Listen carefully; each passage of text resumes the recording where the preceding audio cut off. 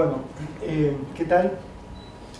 La idea es presentar los resultados iniciales del Observatorio de Conflictos del COE, y como decía Mauro. Para eso voy a empezar contando un poquito sobre qué es esto del Observatorio de Conflictos. La idea es estudiar de modo sistemático las acciones contenciosas en Chile. ¿Qué es esas acciones contenciosas? Se trata de un grupo de personas que expresan algún tipo de descontento o reclamo dirigido mayormente a las autoridades, pero también puede ser otro tipo de blancos, en el espacio público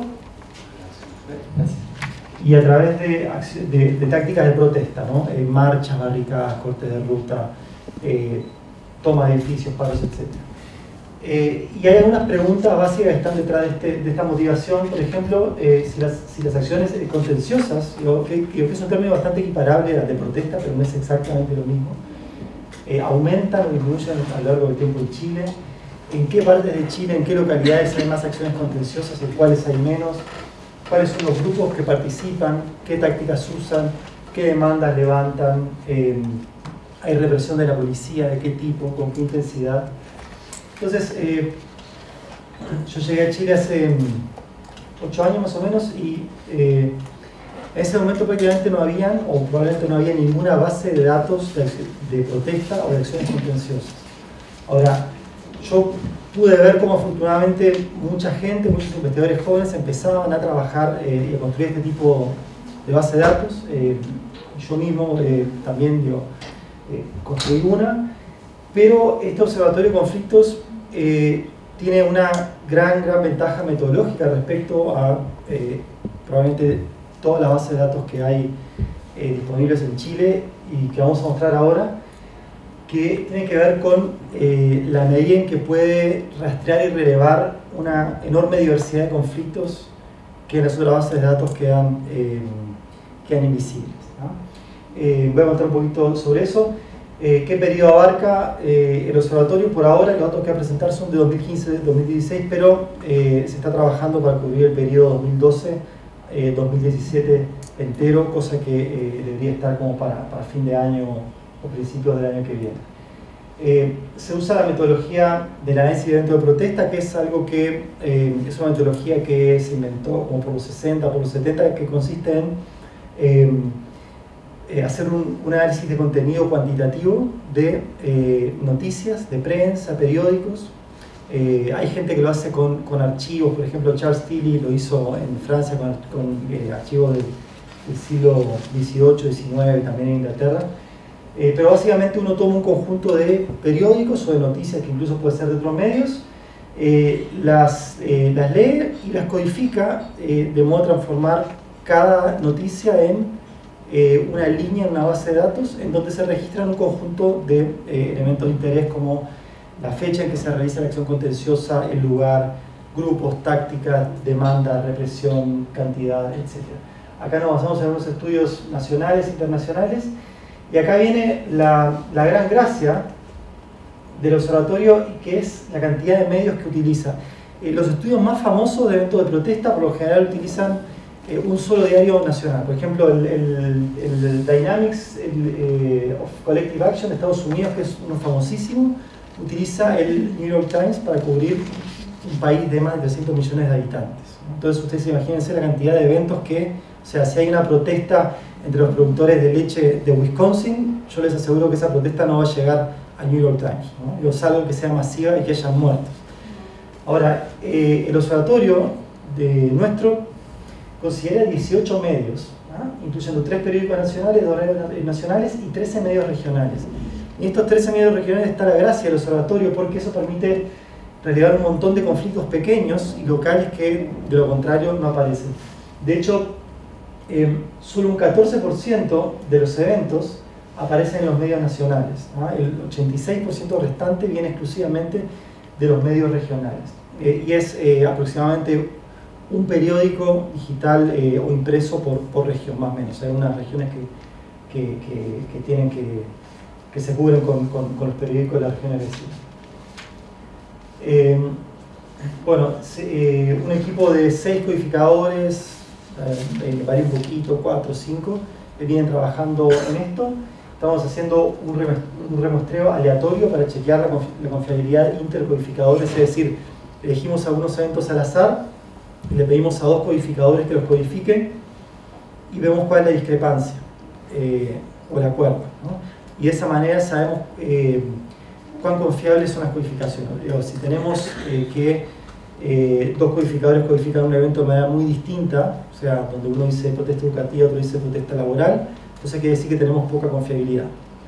Entonces esto es una forma de alguna manera saber identificar la calidad de la base de datos en términos de confiabilidad de intercodificadores, y es algo que se usa recurrentemente en este tipo de estudios. También hay un repositorio electrónico de las noticias registradas, o sea, de los recortes de prensa, que permiten hacer análisis un poco más cualitativos, un poco más afinados de ciertos tipos de protestas. Esto último no lo explotamos hasta ahora para nada, pero está disponible para ser usado. Y también otra innovación interesante del observatorio tiene que ver con los distintos niveles de análisis, ¿no? Tenemos por un lado reportes contenciosos que son, por ejemplo, un artículo que habla sobre un evento contencioso, ¿no? Ahora, puede haber que haya más de un reporte sobre una misma acción contenciosa, ¿no? O sea, hay una protesta y sale en 2 medios distintos, ¿no? Ahora, esa protesta que ocurre en un lugar y en un día específico, ¿no?, se llama acción contenciosa, y eso es lo que vamos a ver hoy. Y también tenemos otro nivel que es el de los episodios contenciosos, que son distintas acciones contenciosas que ocurren en una misma jornada, pero amparadas bajo la misma movilización. Por ejemplo, hay una movilización estudiantil y se protesta en Concepción, en Valparaíso, en Santiago. Bueno, digamos, ese es un episodio contencioso. Y después hay procesos contenciosos que relacionan distintos episodios contenciosos a lo largo de distintas jornadas, ¿no? Por ahora, las acciones contenciosas es en lo que nos estamos basando. Bueno, ¿y qué es lo que hicimos? Tenemos el informe que ustedes pueden ver, que tienen a la entrada, que está en internet, que se llama Observatorio de Conflictos Disputando Mitos, con un equipo variado de personas que contribuyeron a distintos aspectos, y Matías, Alfredo, Tomás y yo que nos encargamos de coordinar un poco esto. Y ahí disputamos o ponemos a prueba a varios supuestos mitos sobre el conflicto en Chile. Y el equipo de codificación, Ignacio, Javier, Natalia, José, Felipe y Carolina, coordinados por Tomás Campos, que es el hombre que está ahí al pie del cañón, trabajando día a día y noche a noche para que esto sea posible. Sí. Y tenemos un detector que cuando Tomás se duerme le da una descarga eléctrica para que siga codificando. Claro. Bueno, ¿de qué tipo de acciones contenciosas estamos hablando? Acá hay algunos recortes para que ustedes vean el tipo de noticias. Algunas son de periódicos impresos, otros online, y abarcan distintos temas. Ahí hay algunos ejemplos. Y vamos derecho a los resultados. Interrúmpanme sin problema, ¿no? si tienen alguna pregunta o algún comentario. Bueno, en la medida que tengan esas características, ¿no?, estas 4 características, estamos ante una acción contenciosa. Entonces, los codificadores fueron entrenados como para identificar ese tipo de... Bueno, entonces, resultado. Lo que yo voy a mostrar son datos bien básicos, frecuencias, cruces bivariados. Entonces, acciones contenciosas en el tiempo. Para empezar, este gráfico lo que muestra es algo bastante enigmático, y es que en 2015 parecería haber habido menos acciones contenciosas que en 2016, ¿no? Fíjense cómo la línea, la recta de regresión aumenta. Esta azul refiere a los eventos únicos, y la línea roja que revela harta fluctuación, pero sin embargo una tendencia ascendente, ¿no? Esto quiere decir que está aumentando la contención en Chile. No lo sabemos, por eso tenemos que tener una serie más larga, y puede que justo hayamos agarrado un periodo de aumento, pero cuando tengamos los 50 codificados vamos a ver si se mantiene. Pero en todo caso, vean que hay un fenómeno bastante cíclico, hay muchas fluctuaciones, ¿no? Uno podría decir que hay estacionalidad en las acciones contenciosas, ¿no? Esto lo que marca es el número de eventos en cada uno de los años, en los distintos meses, y parece haber algo que tiene que ver con la temperatura quizás, que hace que en los meses más fríos la gente proteste más. Fíjense, ¿no? Abril, mayo, junio, julio, noviembre, ahí un poquito fuera de lugar, pero y uno dice, ¿qué puede estar pasando detrás de eso, ¿no? En realidad, lo que hay que hacer es ver cómo se comporta este ciclo supuesto según tipos de demanda, ¿no? Una de las variables principales es la demanda, qué es lo que están reclamando. Y tenemos varios registros para identificar distintos tipos de demandas, porque puede haber un evento con más de una demanda.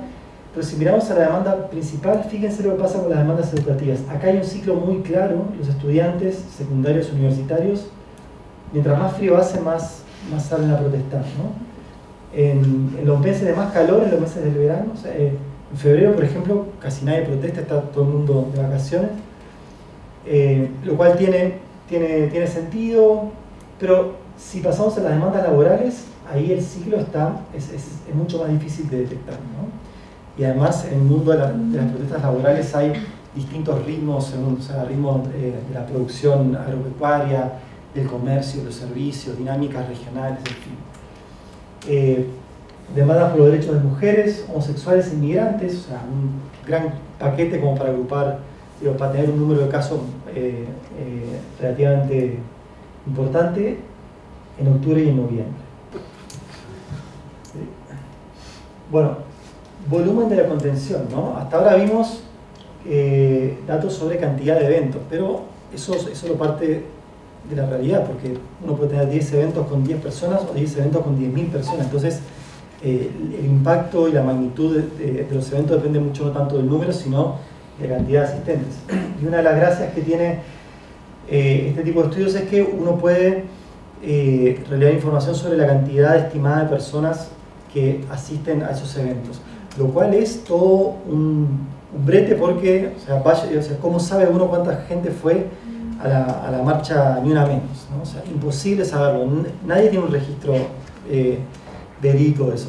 Pero los organizadores y la policía hacen estimaciones que por lo general difieren, pero asumiendo que el sesgo sea más o menos parejo, nos permiten tener una idea de la variación en los asistentes, ¿no? Entonces ahí tenemos un par de variables que muestran, digamos, que relevan si hay un número exacto sobre manifestantes, por ejemplo 6.000, o en caso que no, se pide al codificador que a partir de las características del evento, o sea, como la extensión que tuvo, alguna noción sobre la cantidad de gente que hay, haga una estimación en rango, ¿no? Y eso nos permite aproximarnos a esta variable, digamos que muy tentativa, pero que igual es interesante. Entonces, como pensamos en el volumen de la contención, podemos pensarlo como resultado de la cantidad de acciones por la cantidad de participantes en cada acción, ¿no?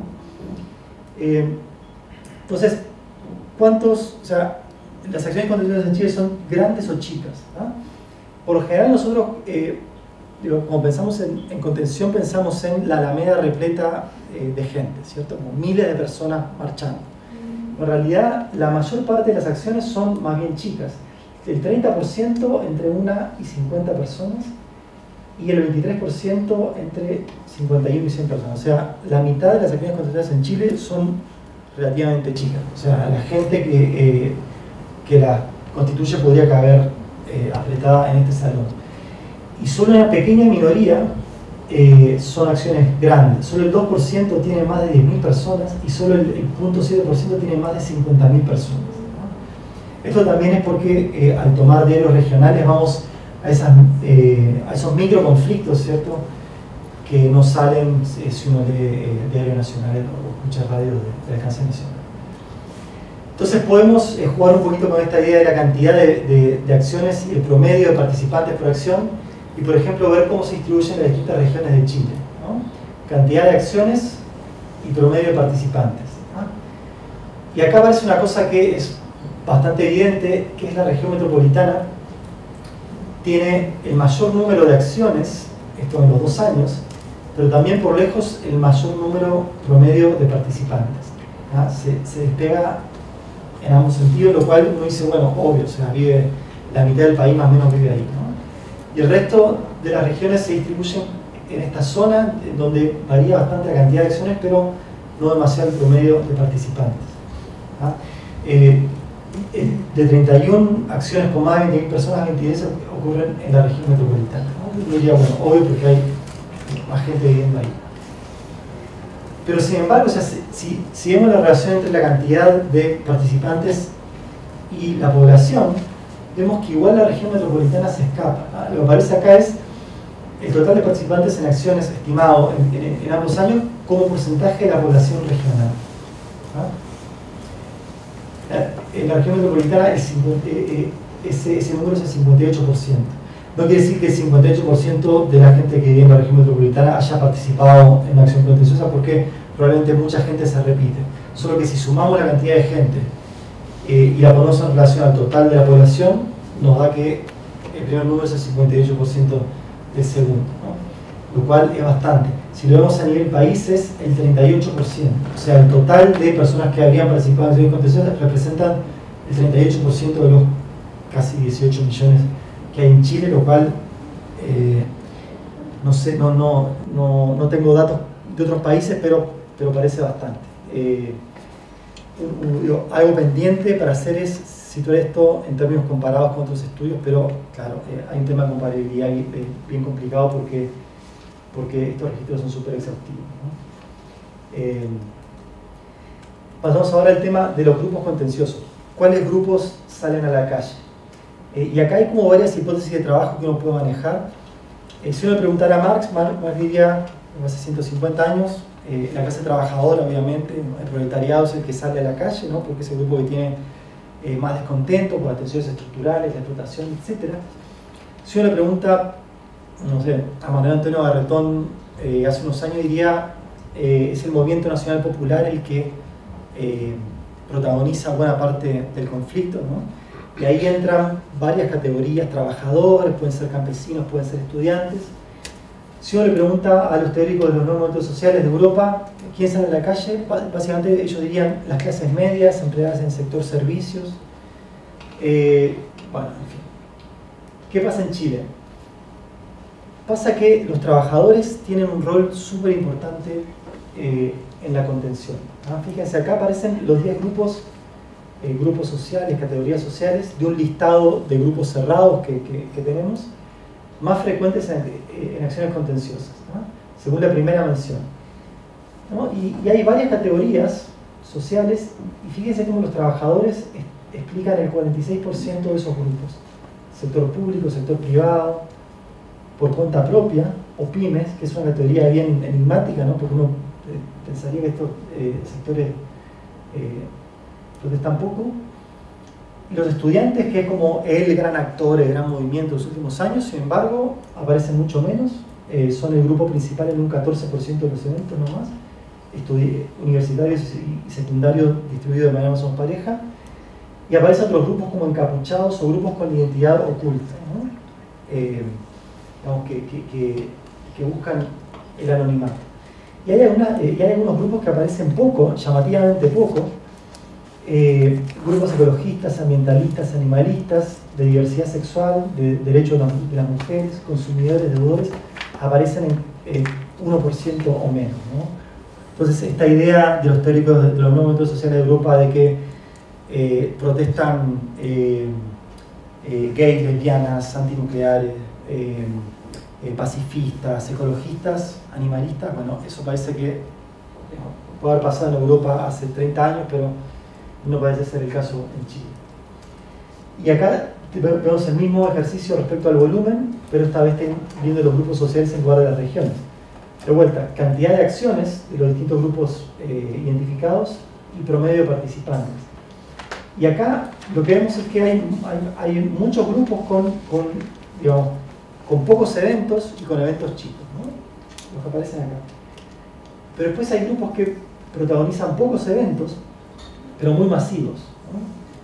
Diversidad sexual, más derechos de las mujeres, probablemente las marchas por Ni Una Menos del 2016, que fueron eventos bien masivos, la marcha por la diversidad sexual de octubre, noviembre, lo que también es una marcha bastante masiva, aunque son pocos eventos pero muy grandes. En el otro extremo, los trabajadores del sector público protagonizan muchísimos eventos, pero en promedio relativamente chicos. Acá el promedio es más o menos 2000, ¿no? Pero es un promedio que está inflado por eventos muy grandes, ¿no? Y los estudiantes universitarios que están entre medio, grupos religiosos, aparece acá. Yo me imagino que esto tiene que ver con las protestas en contra del proyecto de despenalización del aborto del gobierno, que fueron pocas marchas pero muy masivas. Y pasamos ahora al blanco de la contención, ¿no? Esto del blanco refiere a el actor o entidad al que los grupos levantan la demanda, ¿no? O sea, a quién hacen responsable del problema por el que están protestando y o a quién responsabilizan de proveer una solución. Y durante mucho tiempo, al amparo de la teoría de las oportunidades políticas, Tilly, Tarot, etc., se asumía que el principal target, el principal blanco, era el Estado o las autoridades públicas, ¿no? Sobre todo a nivel nacional. En los últimos años hubo gente que empezó a cuestionar esto y que dijo también hay mucha protesta contra las empresas, ¿no? Empresas privadas, empresas transnacionales, Monsanto, Starbucks, Nike, ¿no? A la medida que hay globalización, empresas muy poderosas, la gente empieza a protestar directamente contra las empresas, ¿no? También la transnacionalización de la protesta genera muchas protestas en contra de gobiernos extranjeros, ¿no? Las manifestaciones en contra de la guerra de Irak en 2003 es quizás el ejemplo más claro, pero tratados protestas contra tratados de libre comercio, etc. Y también uno puede protestar contra otros movimientos, ¿no? En lo que se llama contramovimientos, o tener otros blancos que pertenezcan a la sociedad civil. Entonces, ¿qué tenemos en Chile? Bueno, Chile parecería haber todavía una matriz bastante estadocéntrica, en el sentido de que la mayor parte de los blancos de la protesta son gobierno o autoridades nacionales, ¿no? Nosotros tenemos varias variables dicotómicas que permiten registrar para cada evento la presencia o ausencia de cada uno de estos actores, ¿no? Autoridades nacionales, autoridades locales, empresas privadas, instituciones educativas, instituciones de salud, actores de la sociedad civil o gobiernos extranjeros, ¿no? Entonces, estos porcentajes es por eso que nos suman 100, ¿no? Pero en 64% de los casos las protestas van dirigidas al gobierno, a las autoridades nacionales, lo cual refleja el centralismo y la fuerza y el poder que tiene el gobierno nacional, digamos, en un país muy centralizado territorial y administrativamente. Y las autoridades locales aparecen mucho menos, las empresas privadas menos todavía. Entonces todavía parece que Chile está como en el mundo del modelo de Estado-céntrico, ¿sí? Organizaciones, ¿no? Este es otro tema importante porque hay una vieja discusión sobre cómo impacta en la protesta el hecho de que exista una organización previa, ¿no? Y en los 70s había quienes decían, bueno, la protesta tiene que ser espontánea porque si hay organizaciones detrás, hay líderes que se oligarquizan, ¿no? La ley de hierro de Michels, y la cuestión se hace más institucional, ¿no? Y hay quienes dicen, no, en realidad cuando hay organización hay planificación, hay racionalidad, hay estrategia, hay recursos, y eso hace que la protesta sea más potente, más masiva y que tenga un impacto más grande. Entonces, una variable de la base releva si hay organizaciones mencionadas en el reporte de prensa o no, ¿ah? Y cuántas. Entonces, fíjense lo que aparece, en un 41% de los actos de las acciones no hay referencia a organizaciones, ¿no? El resto sí, pero por lo general es una organización y en algunos casos muy puntuales 2 o 3 organizaciones o en una minoría todavía de los casos 4 o más. Entonces uno dice, bueno, ¿qué enfatizó? ¿La mitad llena o la mitad vacía del vaso, ¿no? Sin datos comparados no podemos adjudicar. pero al menos sí lo que yo creo que esto permite discutir es esta idea de que la protesta en Chile es desorganizada, ¿no? Digo, al menos en 59% de las acciones aparece referencia a al menos una organización, ¿no? Y eso está relacionado con el tamaño de las acciones. Fíjense como en las acciones muy chiquitas, de unos 50 participantes, la presencia de organizaciones tiende a ser menor, ¿no? Más de la mitad no hay organizaciones. A medida que aumentamos, esta barra celeste, que refleja la ausencia de organizaciones, va bajando y van aumentando las barras que indican presencia de organizaciones, al punto que en acciones de 3.000 personas o más, el 90% evidencia presencia de organizaciones y en buena medida de dos o más organizaciones. ¿Y cuáles son esas organizaciones? Acá lo que hay es un listado de las organizaciones más recurrentes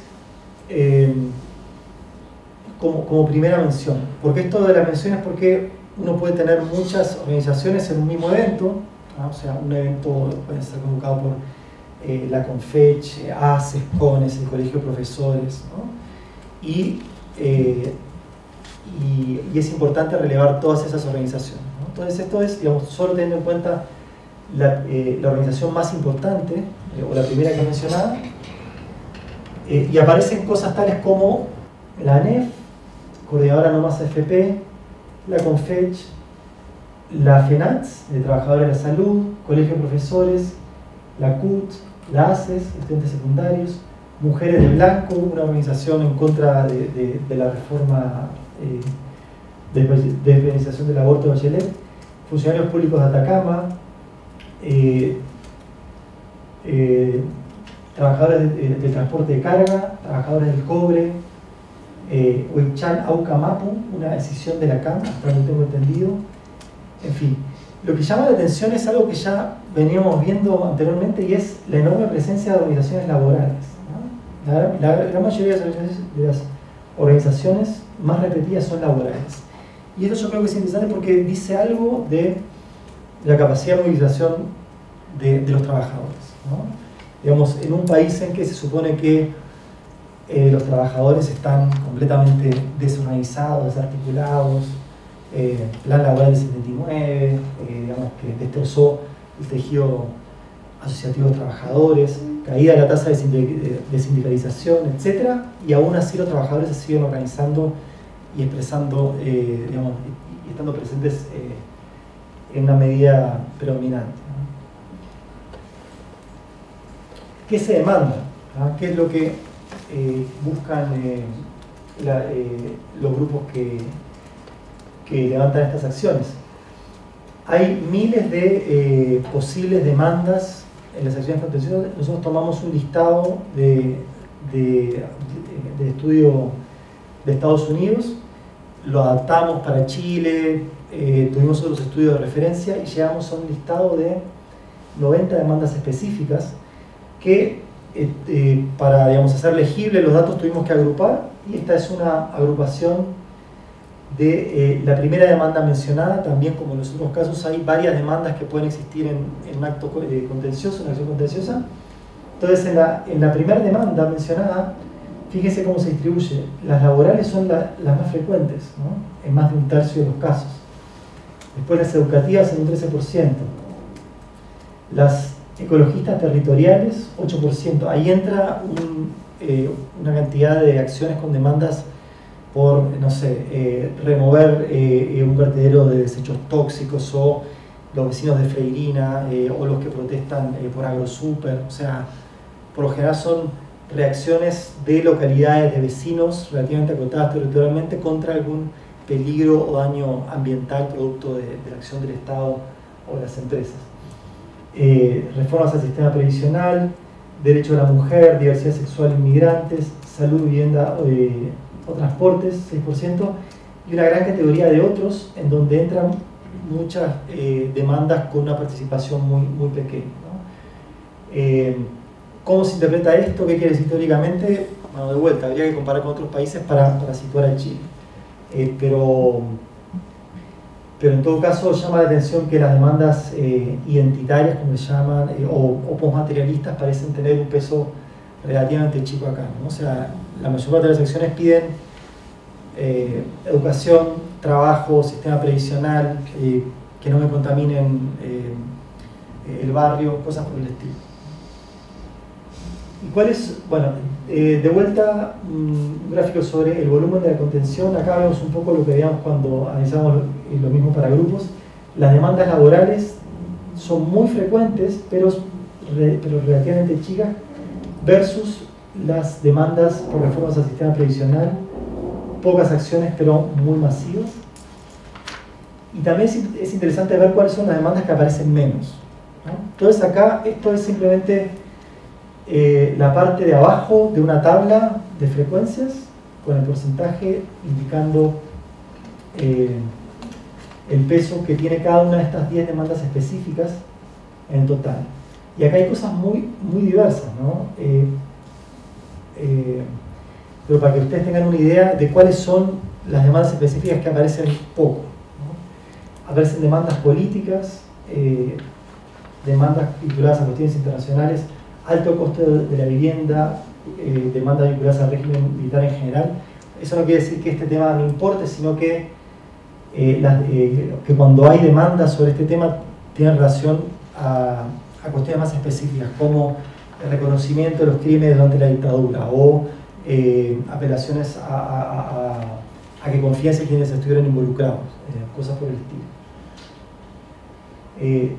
Como la cantidad de demandas es muy impresionante y son demandas muy específicas, se puede jugar mucho con esta variable, ¿no? O sea, yo acá las agrupé según tema general, pero uno puede agruparlas según grado de radicalidad, ¿no? En qué medida una demanda está planteando un desafío estructural a la sociedad o es una demanda más bien cosmética o incremental.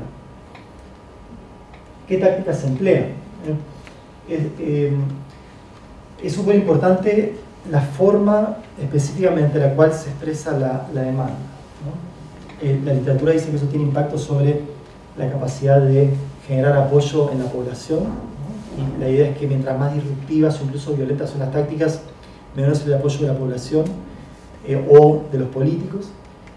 Y acá usamos una clasificación convencional que es agrupar las tácticas en 3 grandes grupos: las pacíficas, marchas, manifestaciones, actos, caravanas, actividades simbólicas diversas, artísticas, en fin; tácticas disruptivas no violentas como huelgas, paros, tomas, ocupaciones de predios o edificios, cortes de ruta, barricadas, funas. Son disruptivas pero no intrínsecamente violentas, aunque pueden volverse violentas, ¿no? O sea, cuando hay una barricada no se está ejerciendo la violencia necesariamente sobre alguien, pero se está impidiendo el paso de las personas, ¿no? Como se corta una calle, por ejemplo. Y finalmente las tácticas claramente violentas como incendio de vehículos, predios o edificios, destrucción de la propiedad público-privada, uso de artefactos explosivos como bombas molotov, ataques a las fuerzas policiales, etc. Y eso es básicamente lo que ocurre, ¿no? Si consideramos únicamente, para simplificar, la primera mención a la táctica más importante, en la mitad de los casos casi son tácticas pacíficas: marchas, movilizaciones, cosas por el estilo, caravanas. En un 43% son violentas, son disruptivas no violentas, y solo en un 8% de los casos son violentas, ¿no? O sea que esta idea de que la protesta es violenta, de que la gente que protesta sale a romper todo, bueno, no encuentra apoyo en estos datos, ¿no? ¿Cómo se relaciona el tamaño de las acciones con las tácticas? Acá vemos una cosa interesante pero un poquito engañosa, y es que por lo general en los eventos chicos tiende a haber una mayor proporción de tácticas violentas, ¿no? Y en los eventos grandes las tácticas violentas prácticamente desaparecen y aumentan las tácticas pacíficas, ¿no? ¿Por qué esto? Dado que sabemos que en las grandes marchas siempre aparecen los encapuchados. Bueno, porque estoy tomando la táctica principal. Si tomara también la táctica secundaria, en muchas marchas grandes aparecerían acá los encapuchados, ¿no? Pero esto es interesante porque permite jugar con la idea de la lógica de los números versus la lógica del daño, ¿no? Me parecería que en las acciones chicas se prioriza hacer daño, una forma de llamar la atención, de generar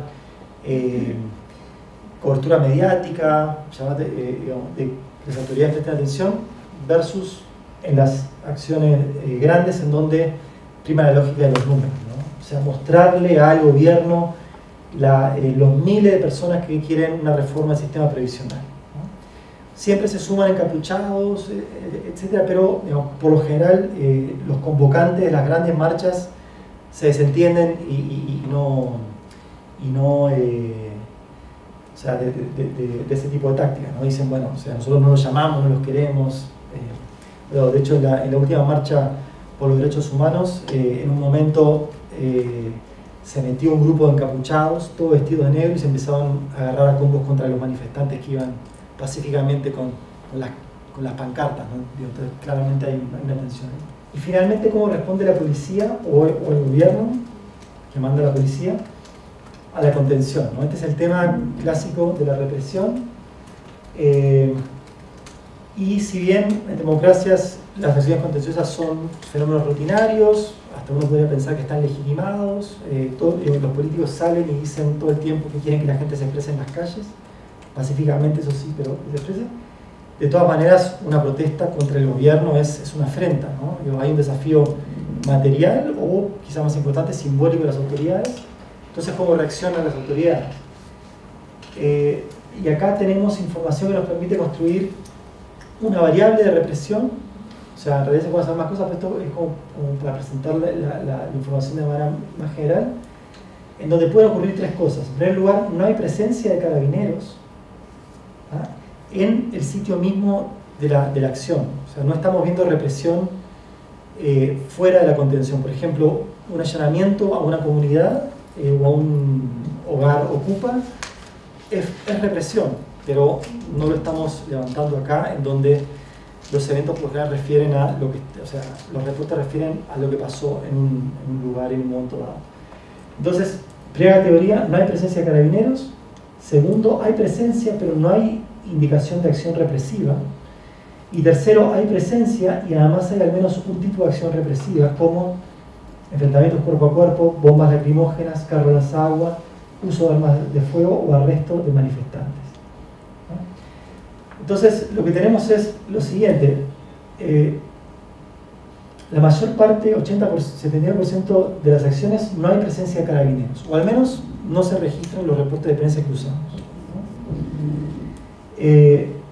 Del 21% restante, en un poquito menos de la mitad hay presencia pasiva, o sea, aparecen los carabineros, pero no tenemos información de que hagan nada.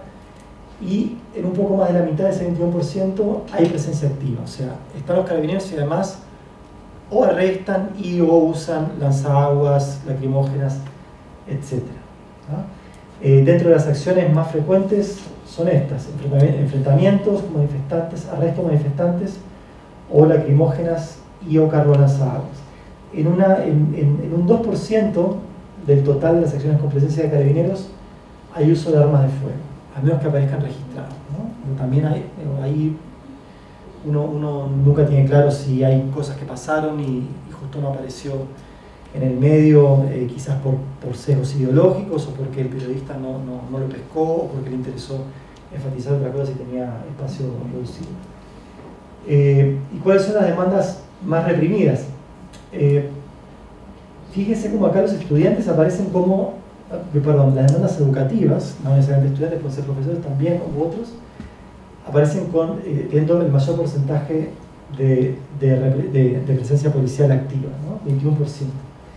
En las acciones por reformas del sistema previsional, 16%, en las ecológicas territoriales, 14%, etc. Pero por lo general lo que prevalece es la ausencia de carabineros, ¿no?, si le creemos a estos reportes. Así que, bueno, eso. Gracias.